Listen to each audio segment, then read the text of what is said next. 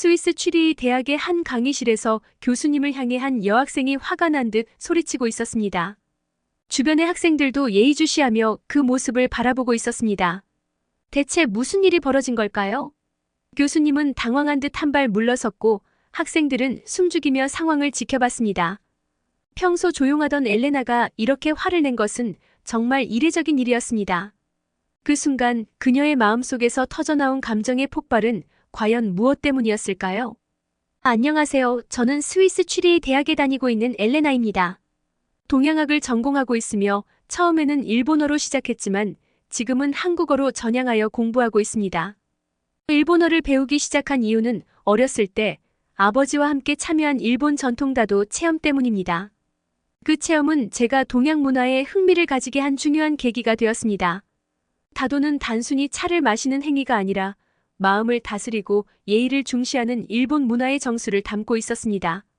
다도 의식에서 보여준 섬세한 손길과 차를 대하는 진중한 태도는 어린 마음에 깊은 인상을 남겼습니다. 아버지는 다도에 담긴 철학과 미학에 대해 자세히 설명해 주셨고 저는 그 이야기에 매료되었습니다. 이러한 경험이 제가 동양학을 전공하게 된 큰 계기가 되었습니다. 처음에는 한국 문화와 역사에 대한 관심이 많았지만 스위스에서 동양학을 공부할 때 일본어 학과의 지원이 더 많았습니다. 일본은 동양학의 주요 학문 지원국 중 하나였기 때문에 자연스럽게 일본어를 전공하게 되었습니다. 일본어 학과에서는 다양한 장학금과 교환 학생 프로그램을 제공했기 때문에 더욱 매력적이었습니다. 게다가 일본의 전통 예술, 현대문학, 경제 발전 등을 공부하면서 일본에 대한 이해가 깊어졌습니다. 처음 일본어를 접했을 때 알파벳과 완전히 다른 문자 체계가 신기했습니다. 히라가나와 가타카나를 외우는 것도 쉽지 않았고 한자를 배우면서 더 많은 어려움이 있었습니다. 일본어를 배우면서 일본 문화에 대한 호기심도 생기고 일본 드라마와 영화에도 자연스럽게 관심을 가지게 되었습니다. 드라마 속에서 보던 일본의 생활상과 문화가 실제로 배우는 언어와 맞물리며 더 큰 흥미를 유발했습니다. 일본어 수업은 생각보다 훨씬 어려웠지만 그 과정에서 만난 친구들과 함께 공부하며 많은 추억을 쌓을 수 있었습니다. 하루는 집에 돌아왔더니 가족들이 모두 몰입해서 드라마를 보고 있었습니다. 저도 중간부터 합류하게 되었는데 처음에는 자막을 읽어야 해서 불편했지만 배우들의 섬세한 연기에 점점 빠져들었습니다. 가족 전체가 감정이입을 하면서 눈물을 흘리기도 했습니다. 저희 아빠도 처음에는 드라마를 유치하다고 핀잔을 주셨지만 어느새 집중해서 보시고 계셨습니다.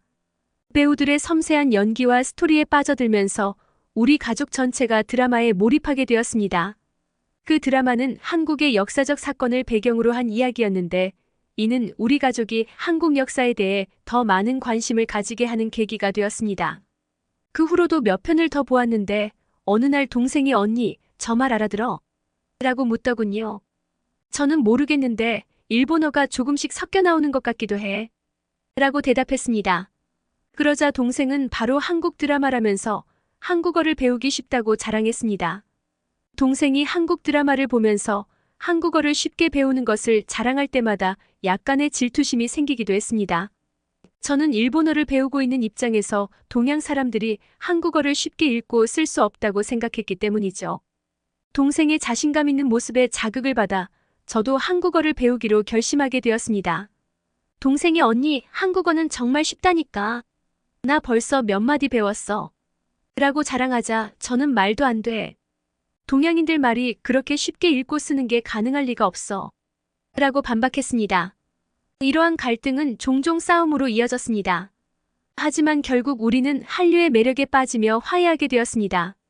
동생과의 대화를 통해 한글로 이름을 적는 등 쉽게 한국어를 읽고 쓸 수 있다는 것을 경험하며 놀라웠습니다.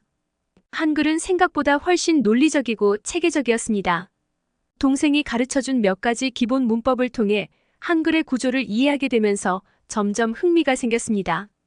동생은 한국의 전통놀이인 윷놀이를 소개했습니다. 윷놀이는 4개의 막대를 던져 결과를 맞추는 한국의 전통 게임입니다. 처음에는 규칙을 이해하는 데 어려움이 있었지만 동생의 설명을 듣고 함께 게임을 하면서 한국 문화에 더욱 깊이 빠져들게 되었습니다. 우리는 윷놀이를 통해 한국의 전통과 가족 문화를 경험하며 자연스럽게 한국어를 사용하게 되었습니다. 이러한 경험은 저의 한국어 학습에 큰 도움이 되었습니다. 그러던 어느 날 학교에서 겪은 일은 저에게 큰 충격이었습니다. 사회학과와 일본어 관련 학생들이 서명운동을 강요했던 일이 있었죠. 평화의 소녀상 철거 주장과 관련된 서명운동에 참여를 강요받아 정말 난처했습니다. 이 소녀상은 일본군 위안부 피해자들의 인권과 명예를 회복하기 위해 세워졌지만 일본은 이를 철거하려고 했습니다. 현지 시민과 대학생들을 선동해 소녀상 철거를 시도한 이유로 당시 상황에 대해 많은 의문과 고민이 생겼습니다. 서명을 강요받던 순간 저는 너무 당황스러웠고 어떻게 대처해야 할지 몰랐습니다. 이 사건은 제게 일본의 어두운 과거와 그로 인해 발생한 복잡한 감정의 역사를 배우는 계기가 되었습니다. 그 서명운동에 서명한 이유를 알게 된 후 너무나 큰 충격을 받았습니다. 사실 그날 서명을 하게 된 이유는 친구들이 저를 강제로 끌고 간 것이었습니다. 엘레나, 이건 중요한 일이야. 우리 모두 참여해야 해. 그들은 제가 서명을 거부할 수 없도록 둘러싸서 압박을 주었고 저는 어쩔 수 없이 서명을 하고 말았습니다. 그런데 나중에 알고 보니 그 서명은 소녀상 철거를 지지하는 것이었습니다. 일본의 역사 왜곡과 부당한 주장을 듣고 나니 교수님의 발언에 더 큰 분노를 느끼게 되었습니다. 동생 앞에서 서명 사건에 대해 이야기하면서 부끄러움을 느꼈습니다. 일본 학자들이 한국 언어를 통일시켜 한글을 만들었다는 주장과 비하 발언에 충격을 받았습니다. 그 발언은 저를 더욱 한국 역사와 문화에 대해 공부하게 만들었습니다. 이를 통해 일본의 역사 왜곡에 대해 더 잘 알게 되었고 그들의 주장을 반박할 수 있는 지식을 쌓았습니다. 특히 일본의 역사 교육과 한국의 역사 교육이 얼마나 다른지를 알게 되면서 큰 충격을 받았습니다. 또한 일본의 역사 왜곡 중 하나로 알려진 독도 문제도 저에게 큰 충격을 주었습니다. 독도는 역사적으로나 지리적으로 한국의 영토임이 분명한데 일본은 이를 부정하고 자국의 영토라고 주장하고 있습니다. 독도에 관한 일본의 왜곡된 주장을 들었을 때 저는 또 한 번 큰 분노를 느꼈습니다. 이는 일본의 침략 역사를 부정하고 현재의 영토 분쟁을 정당화하려는 시도로 보였습니다. 독도 문제는 한국과 일본 간의 대표적인 역사적 갈등 중 하나입니다. 일본은 1905년에 독도를 불법적으로 편입한 이후 지속적으로 자국 영토라고 주장해왔습니다. 하지만 독도는 역사적 문헌과 지리적 위치, 그리고 국제법적으로 명백히 한국의 영토입니다. 삼국사기와 고려사 등 한국의 고대 문헌에는 독도가 한국 영토로 명확히 기록되어 있으며 이는 일본의 주장과는 명백히 상반됩니다. 일본은 이러한 역사적 사실을 무시하고 독도 문제를 왜곡하여 국제사회에 부당한 주장을 펼치고 있습니다. 독도에 관한 일본의 주장을 접한 이후 저는 독도 문제에 대해 더 깊이 공부하게 되었습니다. 한국의 역사 교과서와 문헌을 찾아보며 독도가 한국 영토임을 뒷받침하는 증거들을 확인했습니다. 또한 일본의 교과서와 문헌을 비교하며 그들의 주장이 얼마나 왜곡되어 있는지를 알게 되었습니다. 이러한 과정을 통해 저는 독도 문제에 대한 올바른 이해를 가지게 되었고 일본의 부당한 주장에 대해 반박할 수 있는 지식을 쌓게 되었습니다. 또한 독도에 관한 다큐멘터리와 관련 전문가들의 강연을 들으면서 독도 문제의 역사적 배경과 현재의 국제 정치적 상황을 이해하게 되었습니다. 독도는 단순한 영토 문제가 아니라 일본의 제국주의적 침략의 상징이기도 합니다. 독도 문제를 통해 저는 일본의 역사 왜곡과 그로 인한 갈등의 심각성을 깨닫게 되었습니다.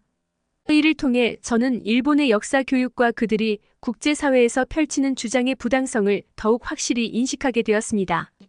이후 한 수업에서 저는 교수님에게 독도 문제에 대해 어떻게 생각하시는지 질문을 던졌습니다. 교수님, 독도에 대한 일본의 주장은 어떻게 생각하시나요? 독도는 역사적으로 분명히 한국의 영토인데 왜 일본은 이를 부정하는 걸까요? 그 교수님은 잠시 침묵을 지키더니 독도는 복잡한 역사적 문제입니다. 일본의 주장은 그들의 역사적 해석에 따른 것이고 한국의 주장은 또 다른 역사적 관점에서 나온 것입니다. 하지만 어느 쪽이 옳은지는 쉽게 단정할 수 없습니다. 라고 말했습니다. 교수님의 중립적인 태도에 저는 실망감을 느꼈습니다. 저는 교수님의 대답에 불만을 느꼈습니다. 교수님, 독도는 명백히 한국의 영토입니다. 역사적 문헌과 국제법적으로도 확실한 증거들이 있습니다. 그런데 왜 일본은 이를 부정하는 걸까요? 그 교수님은 다시 한번 침묵을 지키며 말을 아꼈습니다. 역사는 항상 승자의 관점에서 쓰여집니다. 일본은 자신들의 역사적 정당성을 주장하고 싶어 하는 것입니다. 하지만 그것이 진실인지 아닌지는 또 다른 문제입니다. 교수님의 대답은 저에게 큰 충격을 주었습니다. 저는 교수님의 무책임한 태도와 편견에 실망하게 되었습니다. 잠시 후 침묵을 깨고 교수님은 한글은 그저 일본 학자들이 조선인들을 통제하기 위해 만든 발음 기호에 불과하다며 한글의 가치를 깎아내렸습니다. 저는 그 자리에서 일어나 교수님에게 소리쳤습니다. 교수님, 그건 사실이 아니에요. 한글은 세종대왕이 백성들을 위해 만든 과학적인 문자입니다. 유네스코에서도 그 가치를 인정받고 있습니다. 하지만 교수님은 저를 비웃으며 강의실에서 나가라고 하셨죠. 그 순간 저는 큰 혼란과 분노를 느꼈습니다. 왜냐하면 한글은 단순한 문자가 아니라 한국의 문화와 역사를 담고 있는 중요한 상징이기 때문입니다. 저는 교수님의 무지와 편견에 깊이 실망하게 되었습니다. 한국과 일본의 관계, 역사, 문화에 대한 궁금증이 커졌습니다.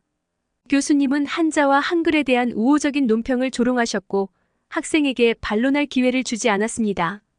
이후 한글의 우수성을 증명하는 과학적 연구 결과를 발견하며 일본 교수들의 태도를 이해할 수 있었습니다. 한글은 세계에서 우수한 문자로 인정받고 있지만 일부 교수님들의 편견이 존재했죠. 이런 편견을 마주하면서 저는 더 열심히 공부하게 되었습니다. 이는 저의 학문적 성장을 돕는 큰 계기가 되었습니다. 또한 이를 통해 한글의 역사적, 문화적 가치를 다시 한번 깨닫게 되었습니다. 저는 한국과 일본의 역사와 문화를 깊이 이해하기 위해 관련된 수업과 강의를 찾아보며 공부를 시작했습니다. 한글의 과학적 원리와 독창성을 알게 되면서 더욱 한국 문화에 매료되었습니다. 한국의 역사와 문화에 대한 공부를 시작하면서 세종대왕의 한글 창제는 정말 놀랍고 감동적이었습니다. 한류의 인기는 전통을 재해석하는 데 큰 역할을 했고 저는 한국 문화를 사랑하게 되었답니다. 취리히의 코리아타운은 점점 더 다양해지고 있고 한국 문화에 대한 관심이 커지고 있습니다. 다양한 한국 축제와 행사에 참여하면서 한국의 풍부한 문화를 직접 체험할 수 있었습니다. 특히 한국의 전통 음식과 현대 K-POP 문화는 저에게 큰 흥미를 주었습니다. 코리아타운에서 한국의 다양한 문화를 접하면서 한국에 대한 이해와 관심이 더욱 깊어졌습니다. 한국의 음식, 음악, 패션 등 모든 것이 저에게는 신선한 충격이었습니다. 한류의 영향으로 한국어 수업에 대한 수요가 증가하고 한국 문화에 대한 학습이 강조되고 있습니다. 한류는 문화적 이해를 증진시키고 동양인에 대한 인식을 개선하는 데 기여하고 있습니다. 또한 한국 기업들의 글로벌 이미지도 크게 향상되었고 이는 한국 경제에도 긍정적인 영향을 미치고 있습니다. 저는 이러한 변화를 직접 체감하며 한류가 세계적으로 미치는 영향에 대해 깊이 생각하게 되었습니다. 저는 한류를 통해 한국 문화를 더 깊이 이해하고 그 다양성을 즐기고자 합니다. 한국의 역사와 문화를 배우면서 한국의 발전과 변화 과정을 이해하게 되었고 이는 제 인생에 큰 영향을 미쳤습니다. 앞으로도 한국 문화에 대한 학습을 계속하며 다양한 문화를 이해하고 존중하는 태도를 가지려고 노력할 것입니다. 한국어를 배우면서 한국의 예술, 철학, 사회적 변화에 대해 더 깊이 이해하게 되었고 이는 제 학문적 여정에 큰 도움이 되었습니다. 더 나아가 한국의 전통과 현대를 아우르는 다양한 문화 콘텐츠를 통해 한국의 매력을 세계에 알리고 싶습니다. 한국의 문화를 공부하면서 저는 한국의 사회적, 경제적 발전에 대해서도 많은 것을 배웠습니다. 한국의 현대사는 많은 도전과 극복의 과정을 거쳤고 이러한 역경을 이겨낸 한국인들의 정신은 매우 인상적이었습니다. 특히 한국의 경제 기적이라 불리는 고속 성장과 민주화 과정은 전 세계적으로 주목받고 있습니다. 이는 단순한 경제적 성과뿐만 아니라 한국인들의 강인한 의지와 단결력을 보여주는 중요한 사례입니다. 이러한 이야기를 배우면서 저는 더욱 한국 문화에 매료되었고 이를 바탕으로 더 깊이 있는 연구를 하고 싶다는 생각을 하게 되었습니다.